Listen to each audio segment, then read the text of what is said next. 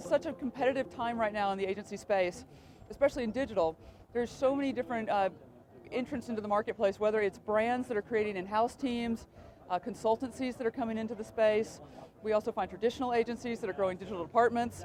And then we're a digital agency that's been around for 20 years, always doing this, but it's a lot harder to find talent and make sure we're keeping the right talent these days.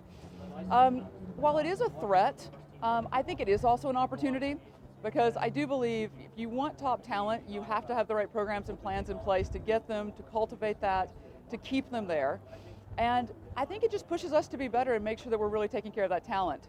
The other thing though is, I really feel that we have an advantage in the agency space, because a lot of people that are really at the top of their game in the digital creative area, they're not really wanting to put on a suit and work at a consulting company.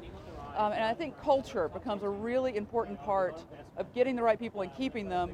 And it's also the thing that lets us compete against those brands and those consultancies that really have a different kind of more strict feeling than say a traditional agency does, that just lets our people have a little bit more fun. I definitely think there is a need to talk about agencies and what they stand for several reasons. I mean, I think promoting the agency helps attract talent. But I mean, ultimately the work is the most important thing. If you can go out and say you're a great agency, but if you don't have the work to back that up, it won't matter. But at the same time, I think just letting the work speak for itself, it's tough, because a lot of times other agencies are out there promoting their programs and their new offerings, and if you're not doing that, you're getting left behind. So you have to do both. Both are important. I mean, in my role, I'm very focused on promoting the agency, not only to prospective clients, but also just making sure that the press and industry is aware of the work that we're doing.